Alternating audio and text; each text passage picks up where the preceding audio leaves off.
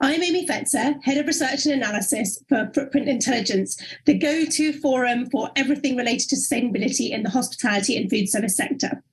I must start by saying a big thank you to Coca-Cola European Partners for supporting this research. Without far-sighted companies like Coke, we just couldn't undertake this industry-shifting research. Thanks also to the wider Footprint team, Nick, Chris, Trevor, and David. You've all contributed so much. Now, the format for today, there is so much in this report. I can only scratch the surface and pull out some of the really key nuggets and insights to share with you today. I'm going to go through topic by topic, taking the time to explore each one in depth with our amazing panel as we go. A little preview of who we've got on the fabulous panel. We've got Julian Hunt, who's Vice President of Public Affairs, Communications and Sustainability at Coca-Cola Europacific Partners. We've got Danielle Becker, the founder of Good Living Brew. Tim Merman, Sustainability and ESG Director, Europe, AB InBev, and Andy Dyson, from the Business Development Director from Revolution Bars Groups. Now, we're live on YouTube, so please feel free to send any questions you like via the YouTube chat, and I will endeavour to get to them. This YouTube link is also going to be available afterwards, so you can watch it again and send it on to your colleagues later. Now, just to give you a bit of a background on the research for the report, we did in-depth interviews with senior leaders across the sector, all of whom are represented here on the panel today. We also benchmarked 28 of the country's leading drinks companies using publicly available ESG reports to give each of the 6 topic areas, which are strategy and culture, energy emissions, clients and consumers, waste, raw materials, the environment and water, and social impacts and employees, a score out of 10 to see how the industry was doing based on what they're talking about in their environmental social governance reporting. We also conducted consumer research with around 1,000 respondents per question. And of course, there was extensive desk research. So we kind of covered all bases. As you all know, this is really challenging times for the hospitality and drink sector. We've got skyrocketing energy costs, soaring food prices, and a squeeze on household incomes have combined to create the perfect storm of really challenging trading conditions. However, the good news is that there's real evidence from the industry that sustainability is now too embedded to be sidelined. And of course, our research with the consumers indicated that across a whole host of parameters, the consumer really cares.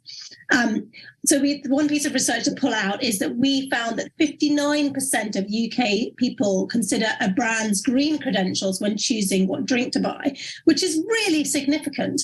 And of course, more important than ever, when the worldwide floods, fires, heat waves and droughts experienced in 2022 served as a reminder that time is running out to fix the food and drink system that has helped push the planet to the brink.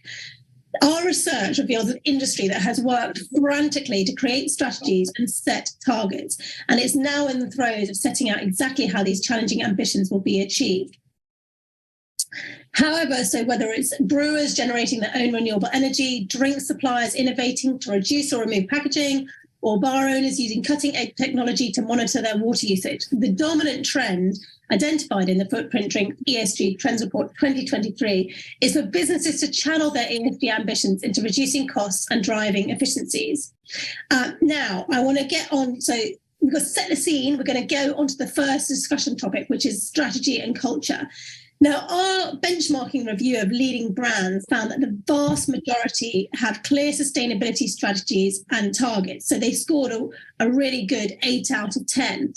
However, the onus is now on hammering out the specifics of how these targets are going to be achieved and then reporting on that progress.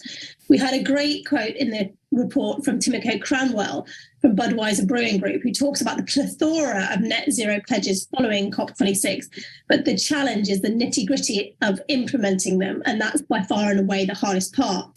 I just want to reintroduce the panel. As I said, we've got Julian Hunt from Coca-Cola Europacific Partners, and Danielle Becker, the founder of Good Living Brew.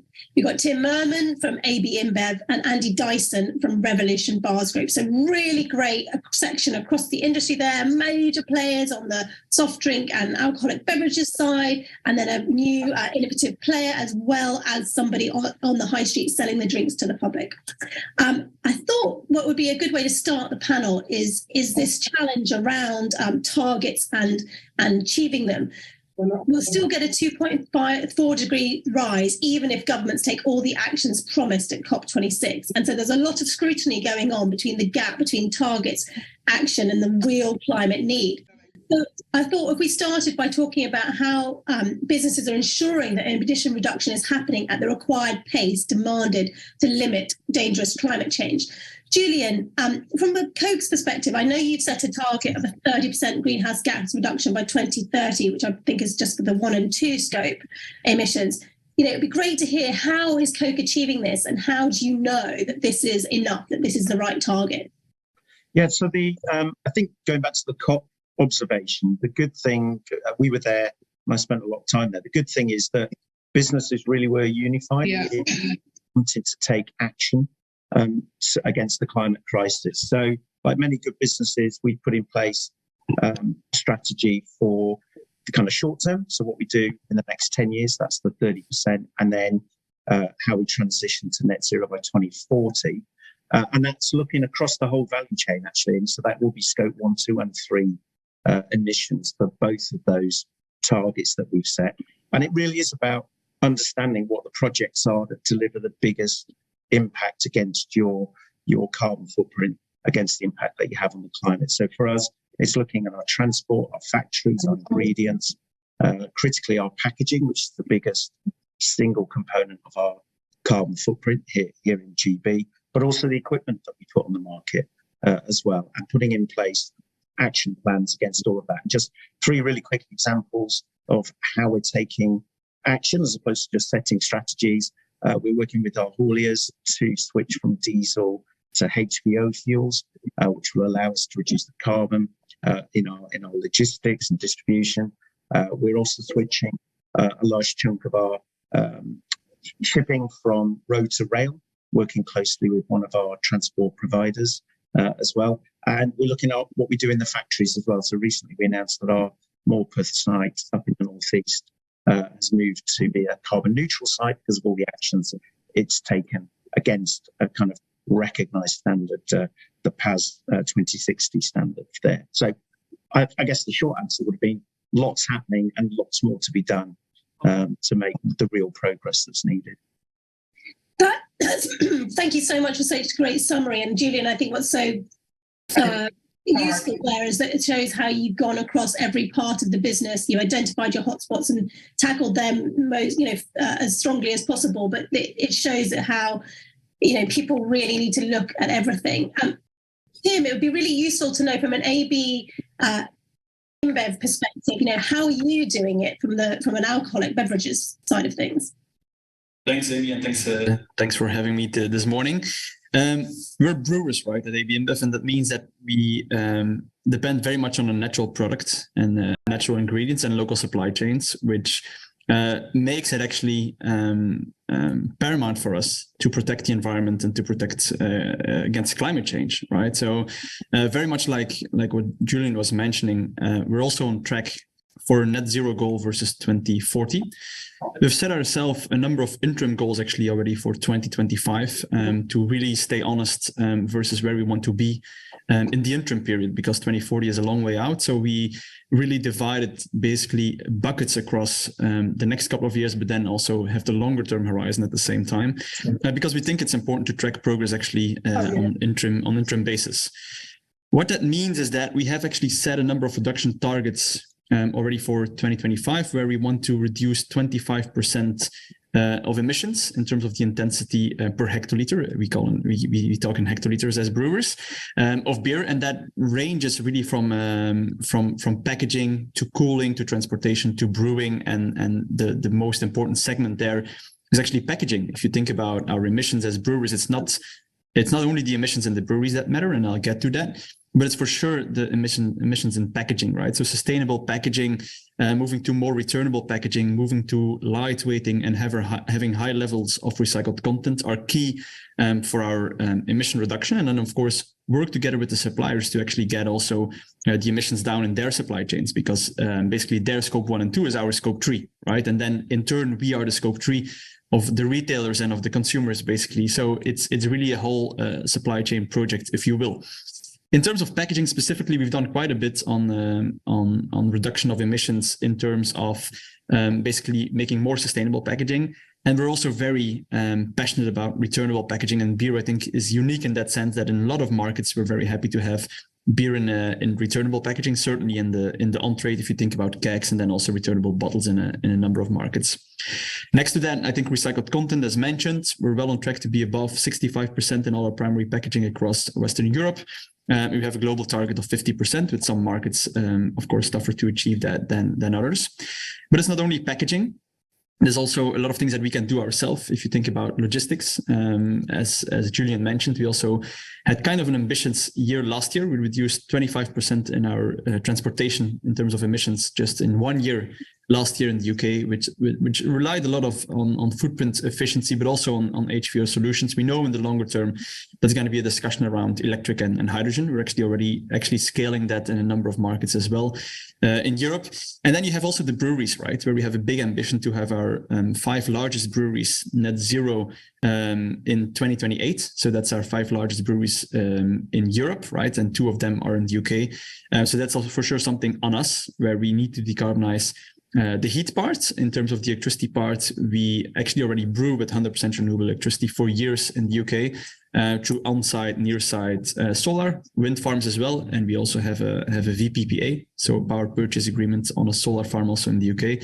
So that's I think, what we are working on. So we've got a great spectrum of amazing things there. Thank you. That's fabulous. Andy, from a Revolution Bars perspective, could you talk a bit about how pubs and bars are doing it on the high street to kind of make sure that they're achieving their targets and making sure that the targets are going to help achieve that, keeping the stable climate within 1.5 degrees? Sure.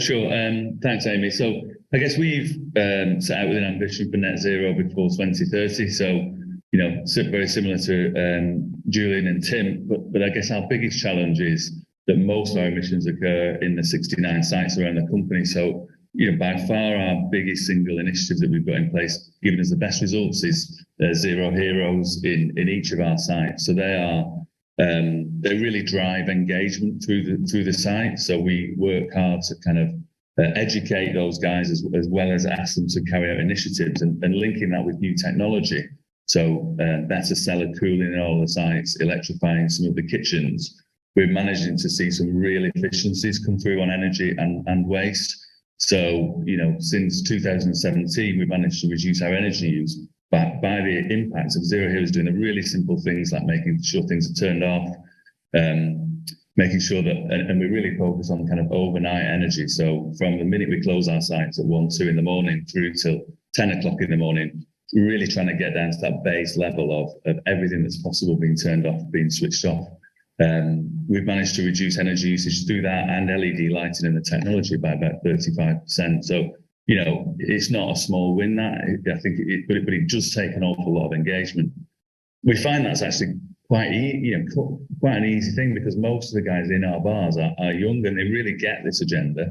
They're really keen to be involved. They're really keen to be supported by the managers in making these reductions. And actually, most of our other best ideas have come through these guys because they're there every day. They see the packaging coming in. They see the garnishes we maybe put onto drinks that they think, well, why do we do that? And those questions coming back to us or ideas coming back to us have really driven some of the best initiatives we've done as a business. Well, Andy, that's a great segue onto something I wanted to flag, that we included the stat from Edelman in the report that 60% of people will choose a place to work based on their beliefs and values.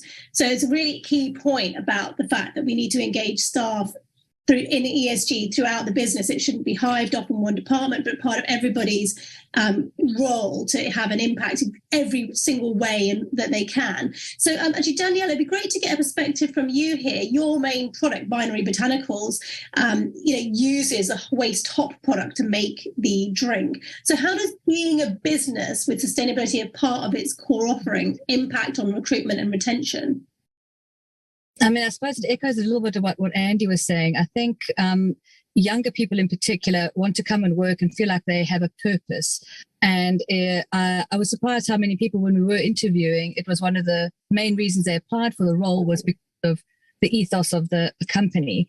And I think if they can see that sustainability is sort of embedded in the values of the company, so when you are making decisions on the value chain, sustainability is one of the lenses that you make that decision through, they feel like they can buy into the solution. Because if everybody does their little bits everywhere along the line, then it can actually end up sort of adding up to making quite a big difference. And so I think it's a key thing, actually. Fantastic. Thank you so much. And I know that in the report, when I was speaking to all of you guys for the research, you all referenced again the different programs that you were doing and how important purpose is to your employees and how it was really came through so strongly that it was a big motivator and retention element. Now, moving on to the next chapter in the report on energy and emissions. So we found when we did our research with UK consumers, we found that 40% of people said they would choose a drinks venue whose signage said it was committed to net zero by 2030, despite the cost of living crisis. So it's still really important. Now, businesses scored 7 out of 10 on energy emissions for the concerted action they'd taken, because our review found 71% have set scope 1 and 2 targets, and 57% have set scope 3 targets too. Now, we've seen a massive increase in collaboration. This has been a trend going on for many years now, and it's fabulous to see it continue. We've got initiatives like Net Zero Now, which have been developed in partnership with Coca-Cola European Partners and Pernod Ricard, and rolled out by the SRA, which helps businesses of many sizes access sort of accessible carbon reduction and footprinting tools. We've also got the Zero Carbon Forum. RAP's got their Scope 3 protocol coming out, and all sorts of other tools. There's so many different accessible tools out there now to help businesses address their energy emissions in really kind of either free or cost-effective way, whatever their size. The other thing that's really interesting in this space is that there is a lot of progress being made on linking carbon reduction targets to the latest science and using the SBTI for that. There is still a bit of a reliance in some areas on offsetting, and so there's a kind of a reminder that the industry does need to use them with caution. And of course, that's very topical, especially after research by The Guardian and others into the biggest accreditor, Vera, which found that 90% are kind of worthless in that they account for reductions that would have happened anyway. So it'd be really interesting to start this discussion, maybe because we talked a bit about energy and some of the great work that's happening within your organizations already to tackle it. But Tim, maybe you could start from an AB perspective, AB InBev perspective. How do you use offsetting? A lot of people look at the Oxford principles to help people kind of use that hierarchical tree of how to approach offsetting and what to do. But what are offsetting still helpful? And how should they be used? And what's your kind of insight from AB InBev? Thanks, Amy. I think offsetting principles, guidelines, standards are critical, to be honest. At the same time, we don't look at offsetting at this stage, right?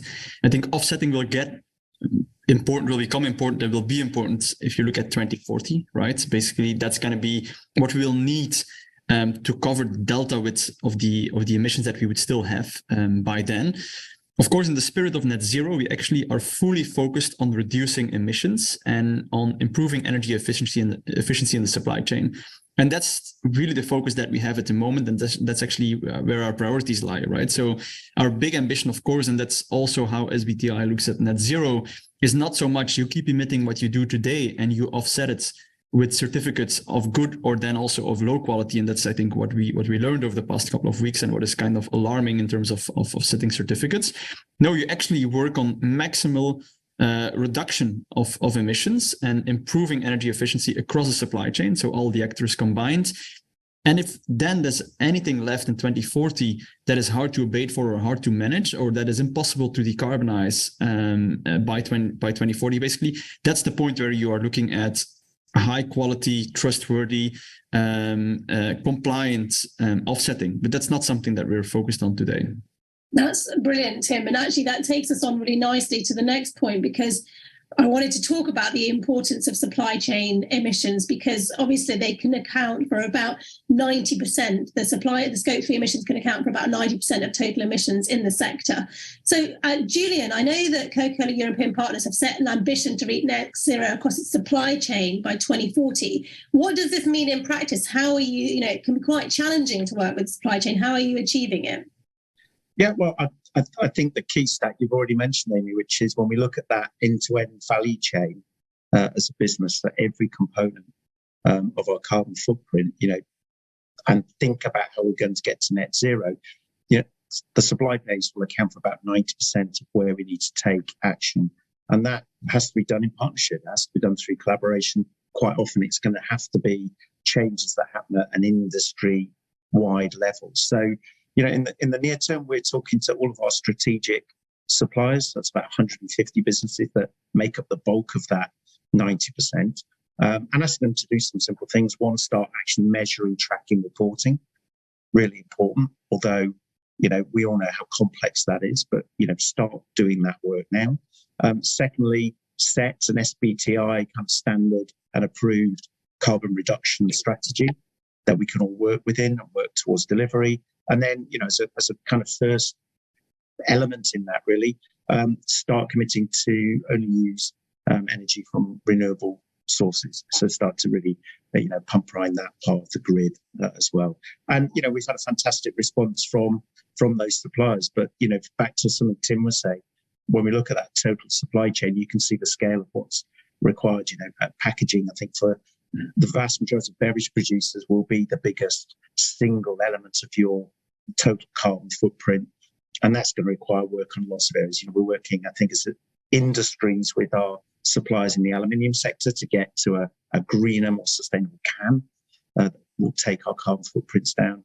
Most of us are making fantastic progress towards not only introducing recycled materials, particularly on PET, but maintaining high levels of rPET, even though the costs at the moment are frankly horrendous. And then working with governments to make sure we get the right recovery systems in place to improve the circularity, recycling, and support carbon reduction. So, it's going to require a lot of partnership, a lot of collaboration across the supply chains. And Tim also made a really fantastic point, which is, our suppliers 1 and 2 are 3, and then we're the same with our retailers. We've got to work as a total industry to make the real progress that's required here. And I think that's a really good point about the collaboration and each part of the industry. And I think, Danielle, it'd be quite interesting, because you're a newer player to the market. Where do you see the interplay between the smaller players and the bigger players to drive change? How can each part sort of help and support the other? I think it's a good question. I think 2 things on that. I think one of the advantages of working in a small business is you get to talk to a lot of consumers directly. And I think one of the things is that I think consumers still find the language around this space very confusing. Net zero, scope 1, scope 2, scope 3, they don't really understand what we're talking about. And while there's a belief and a desire to want to support more sustainable businesses, the language is really, really confusing. So I think one of the things that certainly both big and small players could align on is how do we communicate the space a lot more simply so people can understand what it is they're buying into. So because it's just such a murky kind of communication in the space, which is then difficult for people to separate the good and the bad actors, I think is the first point. I think the second one is, I think there's a lot of very small businesses doing innovative stuff, looking at ingredients in the supply chain or packaging and finding novel ways to use waste. But the real scale in the supply chain comes from the big players. So there's, I think, an opportunity to work together in terms of having that innovative entrepreneurial approach to finding novel solutions to the sort of energy issues, but then working with bigger businesses to provide the scale that needs to have a value chain impact. That's fantastic. Thank you. And I think what's also quite interesting and came through quite strongly in the report is the need also to look beyond just carbon. Because, what people can get a bit blinkered, can't they? And actually, when we did our research on the raw materials, environment and water, there was quite a poor score in that area. We got the 28 companies that were reviewed scored 5 out of 10 for that. But on the flip side, consumers do really care about these issues. So when we asked them specifically about water, for example, 66% of people said they wanted to hear from bars, pubs and drinks brands on the work they were doing to protect waterways, rivers and oceans. So I think, you're so right. There's so much great work being happened, so many great initiatives, but there's still so much more to be done, and everybody coming together to tackle it. It also brings us on very nicely, Danielle, your point about consumers and being confused, because the next chapter was clients and consumers. So again, what was quite interesting here, there was a relatively poor score here too, which was 5.5 out of 10, because the research has demonstrated that consumers' purchasing decisions are increasingly influenced by their perception of brands and venues' commitment to sustainability, but there isn't enough of that information getting out there to people to make those decisions. So, for example, when we asked UK consumers what were their issues of concern, climate change came fifth after the cost of living, energy, food costs and the economy. 31% of people said they preferred to choose a venue with eco accreditation. And of course, there's that stat I mentioned at the start that 59% are considering a brand's eco credentials when choosing what to drink. So, they really want to know about a brand's sustainability credentials. So, Julian, maybe you could talk us through, how are you seeing this consumer sentiment being felt through sales, social media and other channels? Well, we're certainly, it's been a long-standing pressure, I think, coming from consumers, and we only expect it to grow despite the kind of short-term challenges around the cost of living crisis. We see eco-aware consumers becoming a much more important part of the retail scene going forwards. But I guess I just want to pick on Danielle's point, actually. I think there is a real kind of challenge for us all in how do we communicate on some of these very complex issues to consumers in a way that doesn't open us up to accusations of greenwashing. And I think all of us are challenged by that, and all of us are struggling to find the right way forwards so that we can help educate consumers, help them understand the issues, do it in a way, though, that is comprehensible, but not open ourselves up to greenwashing. And I had a presentation recently that was quite interesting, where the consultants were talking about it's a real risk at the moment, particularly with larger corporations, of green hushing, that we're all getting on with the work, but we're actually struggling to find the ways of communicating it properly and appropriately to consumers, because we don't get battered by accusations of greenwashing. So look, it's a real challenge. We're doing some really simple things as a business, making sure we use packs to communicate around, for instance, recycled content, or we've just launched our attached caps here in GB. So using the caps to actually explain why we've attached the cap and the fact it can be recycled with the bottle. So we're I think, like everybody, struggling with what is the best way to communicate in this space, candidly. That's absolutely fantastic. Thank you so much, Julian. Tim, from an alcoholic beverages perspective, there doesn't tend to be that much on pack in that market. How are you communicating credentials? And have you had any instances when a commitment or a campaign has directly kind of impacted sales or had a really kind of notable consumer response? Thanks, Amy. I think there's two sides to it from an alcoholic beverage and from a beer company perspective. I think if you look at the full kind of ESG platform and kind of what's behind, I think there's for us a social parameter, right, on smart drinking and responsible alcohol consumption. And there's a side really on the environmental sustainability of our products.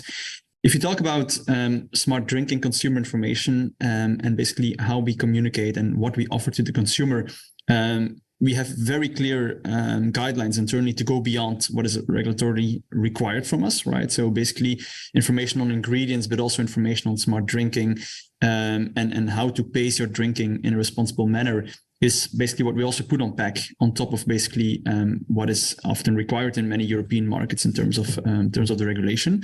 That's one piece. So we think that is very important to us.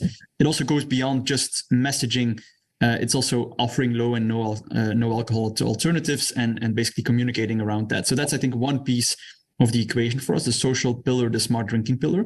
The other pillar is exactly on really environmental sustainability credentials, if you will, right? So there, we have been working actually at European level with the European brewers on PEF category rules for beer, right? So that's product environmental footprint category rules that are actually endorsed by the European Commission, but also recognized across Europe, including in the UK, where basically you have one standard set of rules to do a life cycle assessment for your product, right? And I think that's going to be ultimately where we need to get to.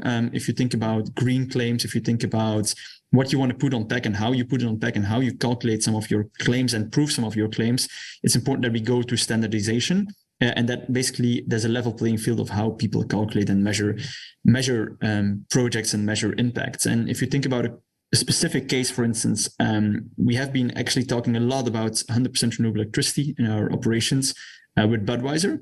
That's been a very clear campaign. And this year you'll see a lot of our messaging, certainly with the Corona brand in the UK, you'll see a lot of messaging around natural ingredients and the work with farmers and kind of the local supply chain. So that's for sure campaigns that stick with consumers, that are clear, simple, and also provable messages, basically, if you will. That's absolutely brilliant. And in terms of, I think it's great that you touched on the low and no alcohol element there, because there's been such a growth in that market. And actually, when we asked consumers, do you drink low? How often do you drink low or no alcohol versions of drinks? We had 63% that they did drink low or no alcohol versions sometimes or often, which is a big proportion of people choosing those drinks, relatively frequently. And Admins actually shared with us during the research that Ghost Ship which is 0.5%, is now its third biggest selling beer. So it's becoming, very different marketplace. Danielle, your Binary Botanicals markets itself as a low-calorie sort of wine alternative that happens to have this great circular waste credentials. What should people be doing to capitalise on the low and no alcohol and sustainability story opportunities? I know we've talked about how you condense that so sort of postage stamp-wise. What's your insight from someone who's had to do that? I suppose what we've seen, it's not always the case, but we have seen certainly a link between people who are interested in sustainability and are interested in a healthier living. So healthier for me and healthier for the planet as a kind of, they kind of go together as sort of two sides of a circle. So actually the two messages can work together very well because you're targeting the same consumer. So I think the low and no alcohol space gives brands who are doing a lot of things in the sustainability space to pop those messages together and really amplify it. Brilliant. And I know, Andy, from your kind of perspective on the high street, when we did the research, we had Rob Pitcher was talking about how the selection of non-alcoholic or low alcohol beverages is totally unrecognizable to how it was a few years ago when we had Lords, had San Miguel 00 last summer on tap. How are these consumer preferences changing the bar environment? What are you guys seeing? Yeah, there's been a huge amount of innovation in this space. It wasn't that many years ago we had one bottle of non-alcoholic, low alcohol or non-alcoholic beer just sat in the fridge gathering dust. The quality of low alcohol and non-alcoholic beers now is completely unrecognizable. And same goes for seltzers. It wasn't anything that was sold before, but low alcohol seltzer brands, the non-alcoholic spirits ranges now. We've stocked 2 or 3 different non-alcoholic spirits. And then for us is then mocktails. Obviously, cocktails are a big area for Revolution bars, and the mocktails have just grown. But the category's grown by about 50% in the last year. Now, all of these things for us being a more kind of late night thing, coming from a pretty low base. But in terms of percentage growth, it's huge, and I think it's just becoming. I think there's maybe a bit of stigma attached to, ordering a tonic water or having a bottle of alcoholic beer some years ago. And now the options are all there so that, I think it's becoming a really accepted thing to do, to have a night out, but decide not to drink that evening. And it's becoming acceptable amongst your friend groups to do that. Yeah, definitely. And don't forget, everybody, you can post any questions you want on the YouTube chat if you have any questions for our fabulous panel. The next chapter we're going to discuss is waste. Obviously, we've referenced a little bit of the amazing work that's been done in the industry. But what was very interesting is when we did our review of the 28 leading brands, actually the score was pretty low, 3 out of 10. Now, that's because although reducing food waste is a win-win opportunity for businesses, there's actually very little evidence being shared in people's external reporting about what work is being done to reduce waste in operations and throughout the supply chain, and to know that this work is happening at scale. So that's why there was such a low score. Obviously, there's a lot more progress happening on packaging. But again, from a different end of the scale, government dithering on new legislation is hindering progress and making it really hard for brands to get anywhere with this. Of course, our stats found that plastic is still a hot consumer topic. 46% said it was a major concern, and that was above housing and education. So, this is a big deal. And interestingly, people really want to hear about what bars and pubs are doing to tackle packaging and plastics waste. 69% of them said they wanted to hear more about the work that they were doing. And the same went for food waste. So again, it was a weirdly similar mirror stat. And 69% wanted to hear from bars and pubs about the work they were doing to tackle food waste. So there seems to be much more opportunity here for the industry to be much clearer about the work it's doing to tackle waste, because there is more going on behind the scenes which isn't being shared. So going back to that green hushing claim, Julian, it's such a good point. I've always been amazed by when you talk one-to-one with businesses, they're doing often so much, but because, as you say, of the scrutiny and making sure that everything can be absolutely stood up and cast iron, it means that things aren't always shared. So the other area the industry does need to take action, as revealed by our research, was to kind of make sure that work was being done to eliminate packaging in all areas, including secondary packaging used in transit and logistics. And of course, the work keep on pushing on recyclability and to use the influence of the industry to keep agitated for very well-designed deposit return schemes. Julian, I thought it'd be great to jump in here maybe, and you could give us a bit of an insight on, where we are today on DRS, because that's moving so fast all the time. Probably not where I'd like us to be, if I'm completely honest, Amy. We've finally had clarity from the governments in England, Wales, Northern Ireland that they're going to press ahead with deposit return schemes in 2025, in October 25. And at the moment, we're still expecting the Scottish scheme to go live this summer, so August 16th this year. But there's still, I think, some major challenges in getting what I think all of us in industry want, which is a scheme that's easy for consumers to use, is focused on reducing complexity for business, and is absolutely committed and ambitious in terms of getting high recovery rates. And that's going to be the differences around whether glass is in or out. At the moment, glass would be in for Scotland and Wales, but out for England, which is the biggest market probably in Great Britain. And then we've also got the prospect still of slightly different scheme administrators getting established in England, Wales, and then we've obviously got a scheme administrator in Scotland. So I think there's still a lot for us to keep discussing with governments on this. And our goal's always been simple. For this to work, it's got to be a pragmatic, practical system that's really interoperable across the whole of the United Kingdom.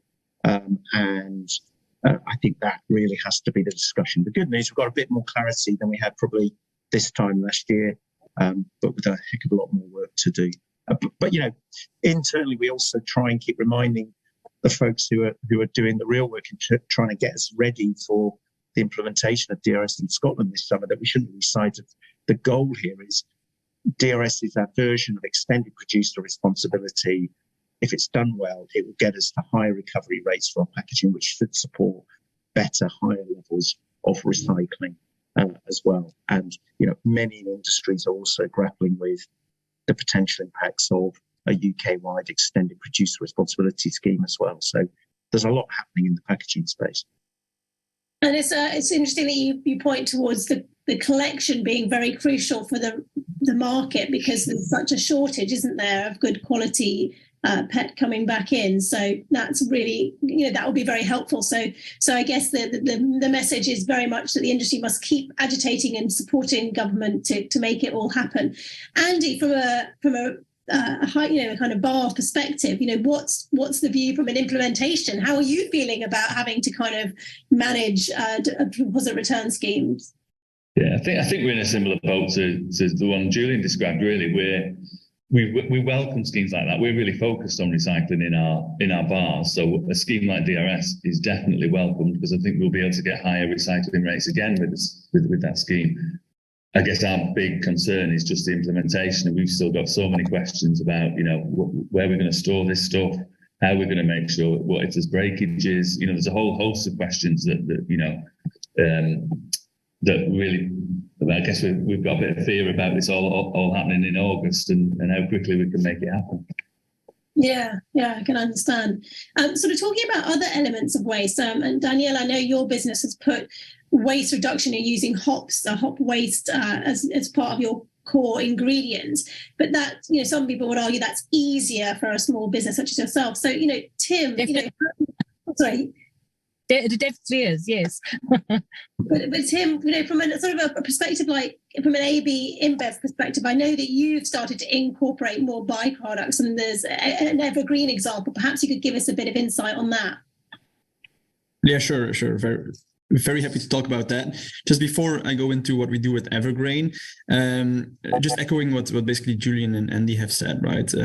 We're also certainly in the UK very concerned about deposit systems going in all different directions with different bodies behind, and with different products in scope, right? We think eventually we'll need to increase the collection rates in the UK. We would also love to understand what reusable packaging can mean. For the UK, certainly with a deposit being implemented, does it make sense maybe to also look at actually bringing back packaging that can be reused, right? So it's something that we're very passionate about, and we know certainly with what we have seen in kind of what we call the PRN crisis, I guess, last year, that things weren't going in the direction they should have been going, basically with high cost inflation and actually not returning the yields in terms of the recycled content that we need for our packaging.